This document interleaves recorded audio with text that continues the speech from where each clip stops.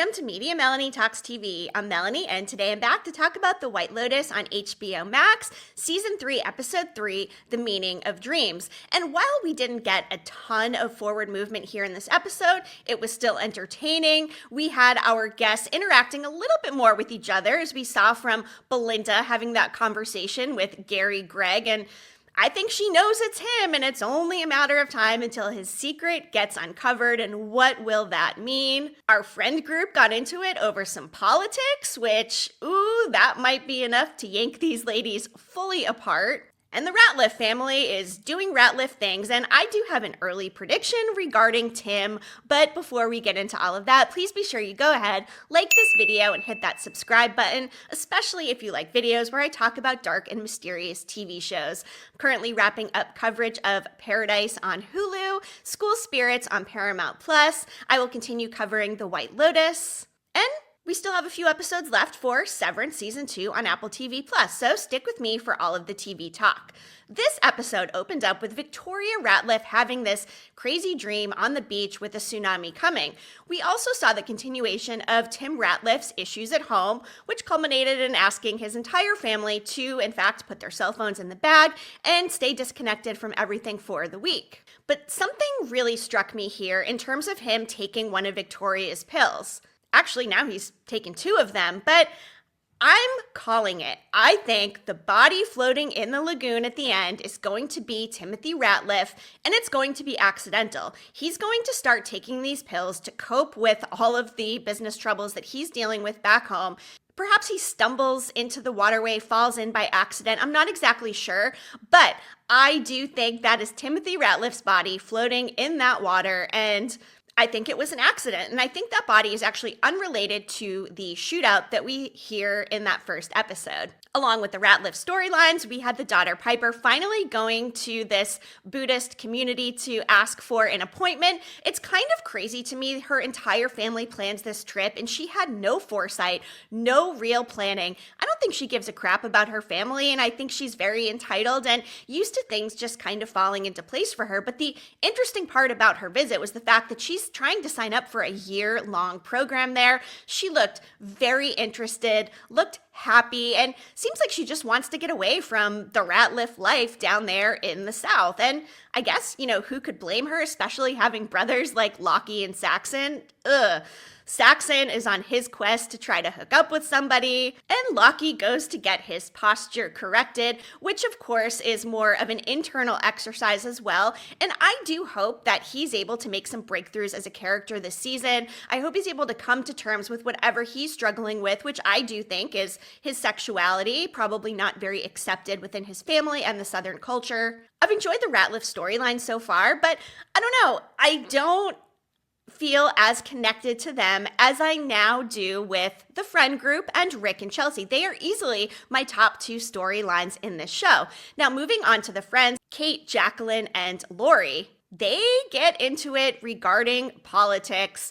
It all started with that energy treatment that Lori got from Valentine, and Jacqueline's trying to grease the wheels a little bit, see if her friend can end up hooking up with Valentine, although I get the feeling that Jacqueline is actually the one who wants to hook up with him, and she's secretly jealous this entire time and hoping that he picks her. But the fact that they have this discourse regarding that energy healing, Jacqueline starts it off by saying, it feels a little bit witchy, which evolves into this conversation regarding church, regarding politics. Kate lives in Texas, of course, which does skew more red, more Republican. This part when the other 2 are kind of ganging up on Kate regarding her politics, regarding giving into her husband and being kind of a yes person or a people pleaser to go along with what the people around her are doing. Basically saying, hey, so you're just going out there voting for Trump because that's what everybody else does and what your husband does. And I don't bring my politics into these videos really ever or often, but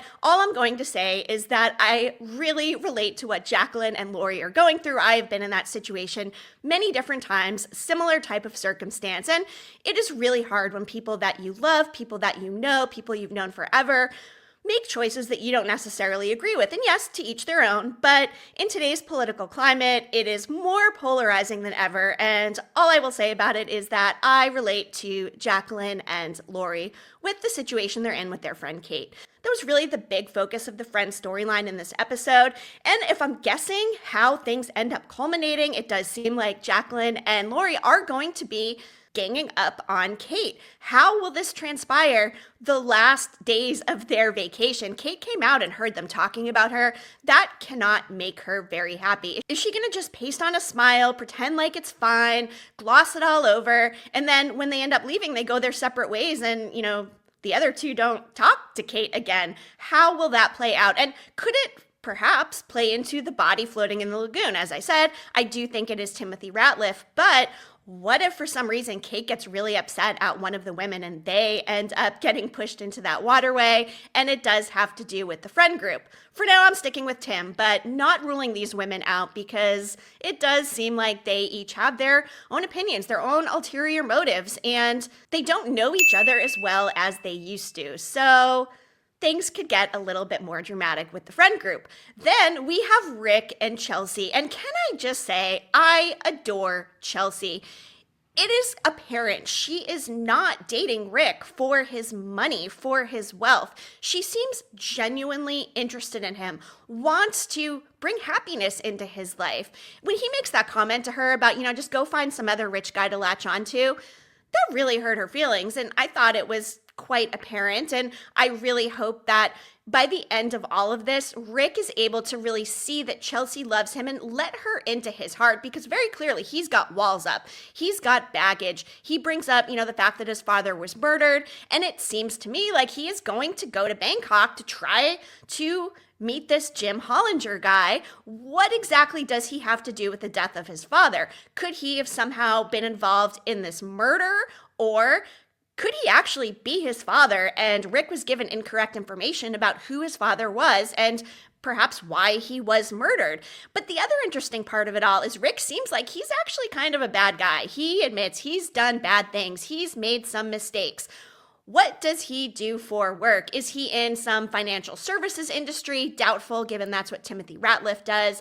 Is he a hitman? When he calls somebody up in Bangkok, obviously he's got connections all over the world. Is he some sort of assassin, some sort of hitman? Could he have even maybe worked for the government at some point? Or could he be into nefarious things like, I don't know, drug dealing or trafficking or something like that? I don't know. Whatever it is, though, I am here for the ride because Walton Goggins is just the GOAT.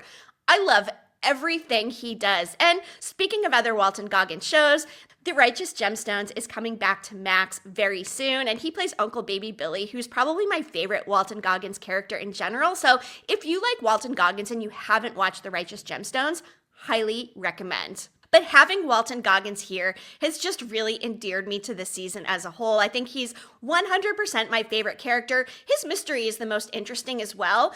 Yes, there is this whatever's going on with Timothy Ratliff and whatever back home. I don't know. It's just, okay, white guy having some financial problems, money problems, rich family, been there, done that. Rick, though, on the other hand, this is interesting. This is meaty, and I want to keep digging my teeth in and find out what is really going on with Walton Goggins as Rick in this show. And a prediction I have about him is, he was talking about the weed, and I guess apparently cannabis must be legal in Thailand now. When he kept bringing it up, I was thinking to myself, oh, could this be a broke down palace type of situation where he ends up securing some illegal cannabis and ends up getting caught, thrown in jail before he can even get to Bangkok? But turns out there's a dispensary there, and he just comes straight out of it smoking a joint right there on the street. So that theory was quashed pretty early in the episode. I also enjoyed the whole snake content. He got really high on that weed and then let all of those poisonous snakes out after the snake show, which led to Chelsea getting bit. And you know what? He didn't really seem to care.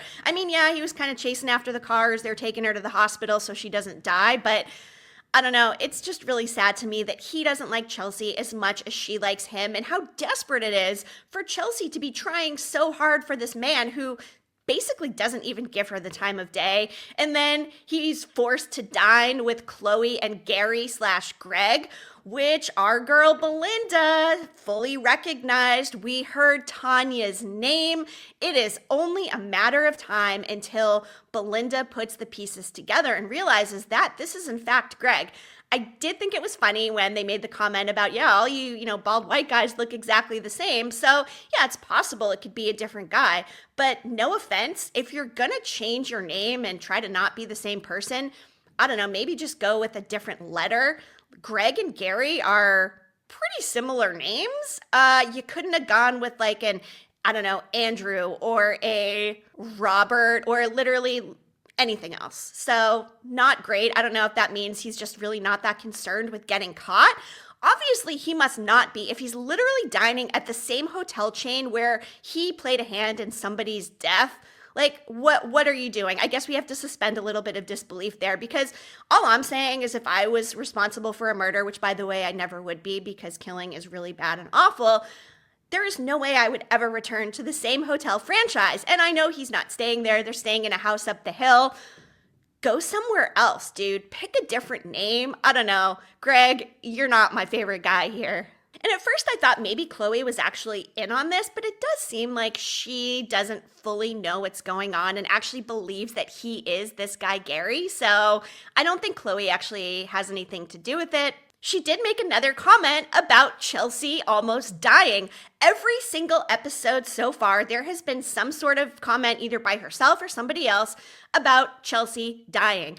I'm going to go out on a limb and say she will not die because they would not be telling us in every episode she's going to. I do think this is a big red herring. I will be very surprised if Chelsea does end up dead, given they've literally been saying it out loud. So what do you guys think? Do we think this is all just planting some seeds for the actual death of Chelsea or red herrings? Drop it in the comments and let me know. Then, of course, we've got our other staff storylines, Mook and Guy Talk. Guy Talk at the end sounds like they're going to call him into the office to talk about this robbery. Everyone's asking him if his head is okay, but something just does not feel right about this character. We know he has this crush on Mook, but what lengths would he actually go to get with her, to make himself stand out? I mean, is it possible that he had a hand in this robbery to elevate himself in some way and get one of those bodyguard positions to impress her? I don't think it's out of the realm of possibility. I wasn't really thinking he had anything to do with it, but as soon as that guy at the end said, hey, we have to call you in, and the look on his face was like, oh no, I am toast. Not sure exactly how he would have orchestrated that. He doesn't seem like some big bad guy, but if somebody approached him and said, hey, we'll pay you this or whatever the incentive was, would he take it? I mean, probably. If he's trying to impress Mook, maybe that will elevate him, but it seems like they will never consider him as a bodyguard. Those other two bodyguards are kind of like, yeah, dude, you're kind of a joke. So I don't think that is going to help, but does that mean that he could perhaps do something else? How far will our guy Talk go to get the girl that he wants? And I'm just going to say this too. I don't trust Valentine at all. We learned about him. He's Russian. He's been there for 3 years, but something about him doesn't add up either. I mean, could he be working with Guy Talk? Perhaps. Does he prey on the women that he's doing these treatments for? I don't know. I just get this kind of feeling about Valentine. And again, I did mention, I think Timothy Ratliff is the one in that waterway, but if I'm coming up with a second contender and these women are having all of these volatile circumstances within their friend group, and perhaps there will be some jealousy emerge along with this political strife over Valentine. Maybe one of the women kills Valentine, maybe two of them do, and the other one has to cover it up, or vice versa, or the other one turns the other women in. I'm not exactly sure, but something about this staff. I mean, we did have a staff member die in season 1, so maybe it will not be a staff member body. I'm not sure, but I don't fully trust this staff. Mook, on the other hand, she seems fine. She seems like she's just going about her job. Great employee. I don't know. I don't see anything sus about her, but maybe I should, because if I'm focused so heavily on these other two, maybe that is purposeful. And I'm supposed to be thinking, oh, nothing to see there with Mook, but who knows? Maybe she had something to do with orchestrating this robbery after all and told somebody to end up hitting Guy Talk to frame him and make them think that he's the one that had a hand in it, and maybe he's not at all. What do you guys think? Who orchestrated this robbery? Does it have something to do with the staff? Is it perhaps third parties from the outside of the resort? Has this happened there before? Lots of questions here with White Lotus Season 3 so far. How is everybody enjoying it? I think if we're talking about the different seasons, Season 1 will probably always be my favorite. I loved having Jennifer Coolidge in the first couple of seasons. Season 2 is okay, but I do think for me, Season 3 will probably end up outranking Season 2 by the time it is all said and done. Can't wait to see what ends up happening. What theories and thoughts do you guys have? What is going to happen with our guy Rick? Why is he such a bad guy? Will Belinda find out about Greg/Gary? What's up with the staff? What are those friends going to do now that we know they have this kind of divide between them politically? And then our friends the Ratliffs. Victoria's having weird dreams. Tim's starting to take her pills. Saxon's trying to get Lockie laid. Meanwhile, Piper's trying to literally run away from her family to Thailand for at least a year, and who knows, maybe even longer. So drop your thoughts in the comments. I really appreciate you being here. I will be covering the entire third season of The White Lotus, so stick with me, like this video, and again, please hit that subscribe button. I really appreciate you watching, and I'll be back again soon. Media Melanie, clicking off.